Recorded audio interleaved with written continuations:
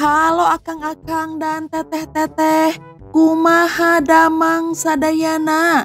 Welcome back di Si Neng. Alur cerita yang Neng akan bahas kali ini berjudul Sleeping with the Enemy. Sebelum lanjut ke ceritanya, jangan lupa ya dukung channel Neng dengan cara di subrek, like, komen, dan share. Yuk Cerita diawali dengan seorang wanita cantik bernama Laura Bernie yang sedang menikmati waktunya di pantai. Suaminya bernama Martin Bernie, seorang penasihat investigasi yang sukses. Mereka tampak seperti pasangan yang sempurna. Pasangan itu tinggal di sebuah rumah besar di dekat pantai. Hari itu Laura sedang bersiap-siap untuk acara pertemuan. Setibanya di sana mereka tidak menghabiskan banyak waktu di acara tersebut karena Martin kemudian membawa Laura kembali pulang. Di rumah Martin suka mendengarkan musik dari Berlioz Simfoni Fantastik saat bersama dengan Laura. Keesokan harinya Martin sedang berolahraga dan Laura hanya memandanginya dari belakang. Kemudian Martin melihat handuk yang tidak sejajar di kamar mandi. Martin pun kemudian membawa Laura ke kamar mandi. Martin lalu mengingatkannya agar Laura tidak melakukan kesalahan yang sama. Takut akan konsekuensi dari Martin, Laura kemudian menyelaraskan makanan kaleng di lemari dengan sangat akurat seperti yang disukai oleh Martin. Saat Martin tiba, Laura memberitahu Martin tentang menu makan malam mereka. Setelah itu Martin pun pergi dengan senang hati. Di dermaga Martin bertemu dengan tetangganya. Si tetangga mengatakan kepada Martin bahwa istrinya sangat cantik dan ia selalu ingin menatap Laura. Mereka pun mengobrol tentang berlayar. Martin berkata ia sangat menyukai berlayar dan bersemangat tentang hal itu. Kemudian tetangganya memberi Martin undangan untuk berlayar bersama, tetapi Martin menolaknya. Ia mengatakan bahwa Laura takut terhadap air, bahkan Laura tidak bisa berenang atau mendekati air. Martin pulang ke rumah. Ia tidak senang ketika tetangganya suka menatap Laura. Dengan kejam Martin tega menganiaya Laura. Anehnya Martin segera meminta maaf kepada Laura. Kemudian Martin menceritakan tentang undangan dari tetangga mereka untuk berlayar minggu ini. Martin meyakinkan Laura bahwa ia akan selalu berada di sampingnya. Setelah itu ia pun pergi, sementara Laura merasa kesakitan dan begitu trauma. Sifat asli Martin pun terungkap bahwa Martin adalah orang yang sangat terobsesi serta mengendalikan Laura secara fisik, emosional, serta suka menyakiti Laura. Laura yang tidak bisa berbuat banyak, ia hanya bisa menyalurkan amarahnya dengan melempar lampu di luar. Di malam hari Martin kembali ke rumah, ia lalu meminta maaf lagi. Martin memberi Laura seikat bunga, juga memberinya gaun merah yaitu warna favorit Martin. Martin kemudian membuka pakaian Laura dan memakaikan gaun itu. Terlihat jelas bahwa Laura merasa terpaksa melakukan itu semua demi untuk memuaskan ego Martin. Keesokan harinya Laura berkata jika ia ingin bekerja di perpustakaan, tapi tentunya Laura tidak diperbolehkan untuk melakukan apapun. Laura juga mengatakan bahwa ia tidak diizinkan untuk mengunjungi pemakaman ibunya 6 bulan lalu. Martin berspekulasi bahwa Laura melawan dirinya sehingga mereka pun bertengkar.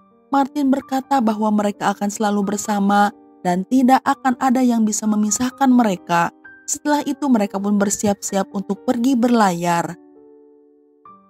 Di malam itu cuaca mulai memburuk dan si tetangga meyakinkan Laura bahwa tidak akan terjadi apa-apa kepadanya. Martin yang mendengar hal itu menatap mereka dengan tajam. Namun nyatanya cuaca semakin memburuk. Laura tampak sangat takut dan gugup karena fobianya terhadap air. Kain layar kapal pun terlepas. Martin serta si tetangga mencoba memperbaikinya, tetapi angin di laut terlalu kencang. Martin hampir saja terjatuh dari perahu, untungnya si tetangga berhasil menyelamatkan Martin, namun Laura menghilang, ia terjatuh ke dalam air. Martin mulai panik karena ia tahu jika Laura tidak bisa berenang.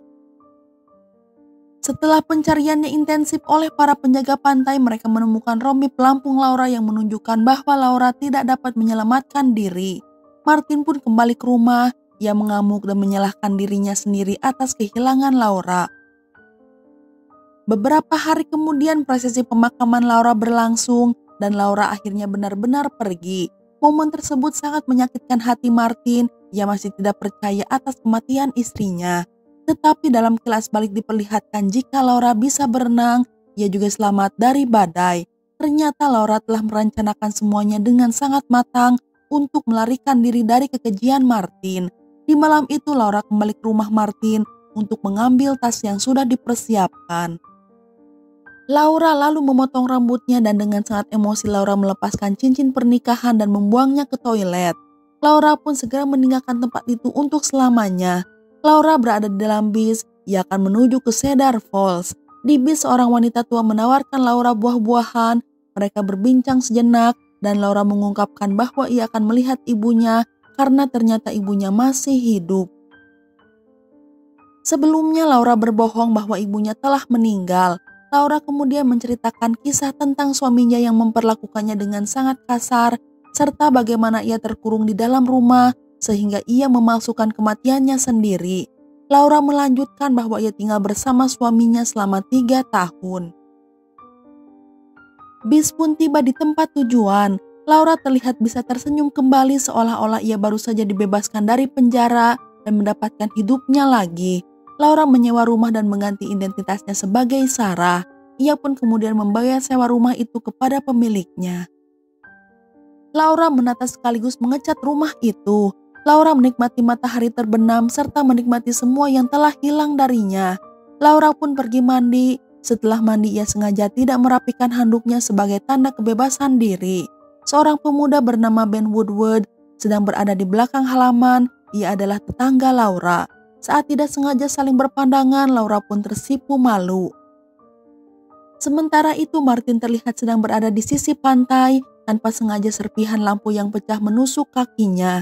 Martin menyadari bahwa semua lampu di sana telah rusak.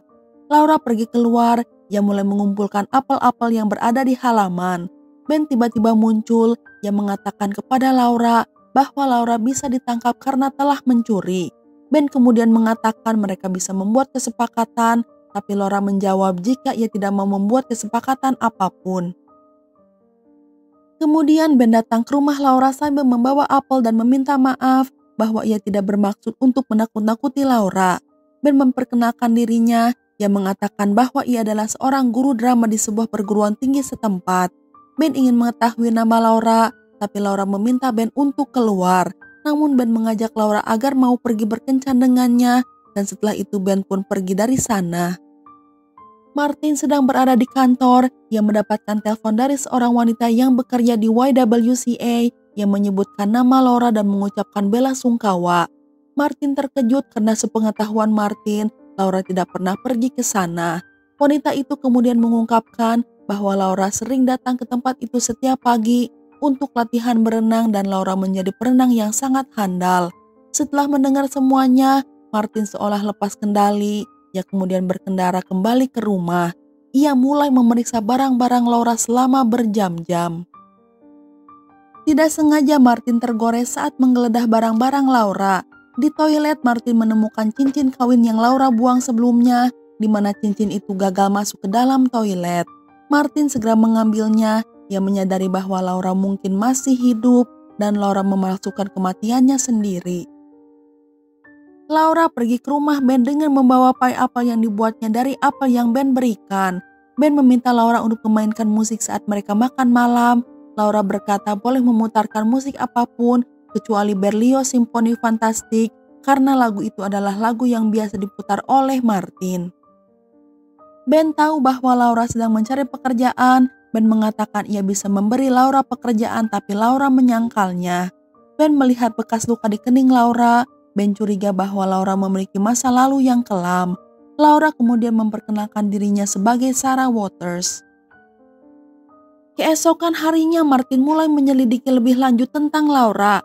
Ia pergi ke panti jompo di mana ibu Laura dulu tinggal.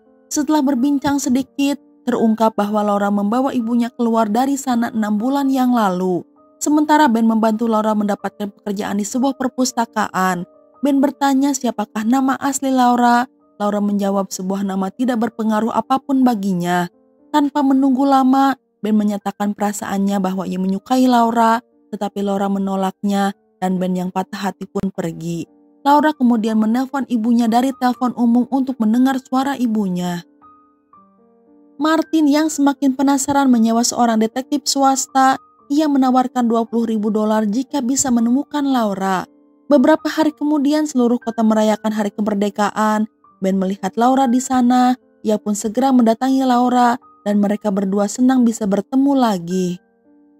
Ben meminta maaf tentang kejadian tempo hari. Laura menjawab ia sudah melupakan hal itu. Mereka berbincang tentang kehidupan pribadi mereka. Laura lalu mengungkapkan bahwa ia sangat merindukan ibunya karena ia sudah tidak melihatnya dalam 6 bulan terakhir. Chloe, ibu Laura, sedang berada di panti jompo. Martin menemukannya, ia sekarang berdiri di sampingnya. Di rumah Laura mendengar ketukan pintu dan Ben mengundangnya ke tempat spesial. Lalu Ben membawa Laura ke panggung, ia menghujaninya dengan cinta. Ben juga menyanyikan sebuah lagu untuknya. Mereka menikmati waktu bersama serta mulai jatuh cinta satu sama lain. Laura dan Ben kembali ke rumah, mereka berdua berciuman dan hampir main kuda-kudaan, tapi kemudian Laura menolak serta mendorong Ben. Laura berkata agar Ben pergi dari sana. Keesokan harinya Ben terlihat sedih, ia kecewa karena ditolak lagi dan lagi. Laura mendatangi Ben yang mengatakan tentang mantan suaminya yang sangat kasar sehingga harus melarikan diri darinya. Ben meyakinkan bahwa hal itu tidak akan terjadi lagi padanya. Kemudian Ben membantu Laura menyamar sebagai seorang pria. Laura pun pergi ke panti jompo. Ia menemui ibunya yang sudah buta. Laura kemudian mulai bernyanyi lagu pengantar tidur yang biasa dinyanyikan oleh ibunya untuk Laura. Laura mengungkapkan kepada ibunya bahwa ia sudah meninggalkan Martin dan sekarang ia bersama dengan Ben. Ibunya menyemangati Laura agar menjadi kuat dan tidak membiarkan siapapun menyakitinya lagi. Ternyata Martin berada di panti jompo yang sama yang menanyakan tentang keberadaan Laura. Martin bersiap akan pergi dari sana, sementara Laura sedang meminum air keran dan ia pun berlalu setelah selesai. Perawat memberitahu Martin tentang seorang pengunjung yang tiba hari ini menemui Chloe. Martin segera berlari keluar untuk mencarinya, sementara Laura pulang ke rumah. Ia merasa begitu senang dan memeluk Ben dengan erat. Martin menemui Chloe, ia menyamar sebagai detektif swasta. Ia mengatakan bahwa Martin berada di kota dan mereka perlu menemukan Laura untuk memperingatkan serta keselamatan dirinya. Chloe tidak tahu di mana bisa menemukan Laura, tapi Chloe memberitahu tentang Ben serta kampus di mana ia mengajar. Martin berencana akan menghabisi Chloe. Untungnya seorang perawat tiba dan Martin segera pergi dari sana. Keesokan harinya Martin pergi ke kampus lalu ia menculik seorang profesor, tetapi Martin menyekap orang yang salah. Di kelas Ben sedang mengajar para murid, tanpa disadari Martin sedang memata-matai Ben. Di malam hari Martin mengikuti mereka, ia melihat Ben serta Laura begitu bahagia. Martin terlihat kaget, ia sangat cemburu melihat mereka bersama. Laura dan Ben kembali ke rumah. Laura pergi mandi sambil bersantai. Kemudian Laura melihat handuk yang sejajar dan ia segera melompat keluar. Ia lalu mulai memeriksa keadaan rumah dengan gugup. Setelah memeriksa rumah, ia menemukan handuk dapur juga sejajar. Laura kemudian membuka lemari dapur. Ia merasa senang melihat kaleng makanan berantakan. Saat di koridor, Laura melihat jendela yang terbuka dan Ben terlihat berjalan di dalam rumah. Mereka berdua pun makan malam di halaman. Ben lalu mencium Laura sebelum ia pergi. Laura masuk ke dalam rumah, ia memutar sebuah lagu. Tiba-tiba lagu favorit Martin terdengar. Laura menyadari bahwa lemari bajunya terbuka dan alarm kebakaran sudah menyala. Laura pun segera menghentikannya. Laura pelan-pelan pergi ke lemari dapur. Di sana ia menemukan makanan-makanan kaleng telah diatur ulang sesuai standar Martin. Laura begitu histeris, ia harus menerima kenyataan bahwa suaminya mengejarnya hingga saat ini. Martin pun muncul. Ia lalu memberi Laura ciuman. Tidak lama kemudian Ben mengetuk pintu. Ia datang mengingatkan Laura untuk bertemu besok. Setelah menutup pintu, Ben menobrak pintu itu dan menyerang Martin. Namun Martin berhasil mengalahkan Ben. Martin lalu menunjukkan Laura cincin pernikahan mereka. Laura kemudian menendang biji-bijian Martin hingga membuat Martin menjatuhkan pistolnya. Laura segera meraih pistol dan menodongkan ke arah Martin. Martin mengatakan bahwa polisi tidak akan dapat melindungi Laura dan Martin berkata jika ia benar-benar mencintai Laura. Laura menelpon polisi yang memberitahu bahwa ia akan menghabisi seorang penyusup. Laura kemudian menembak Martin 3 kali. lalu Martin terjatuh ke lantai. Martin yang masih hidup mencoba menembak Laura, untungnya pelurunya sudah habis. Akhirnya Martin pun meninggal di tangan Laura. Laura segera mengecek keadaan Ben. Mereka saling berpelukan sambil menunggu polisi tiba. Dan film pun udahan. Nah, itu dia alur cerita film kali ini. Semoga bisa menghibur Akang dan Teteh semua. Neng undur diri dulu ya. Neng ucapkan terima kasih dan hatur nuhun. You keboy.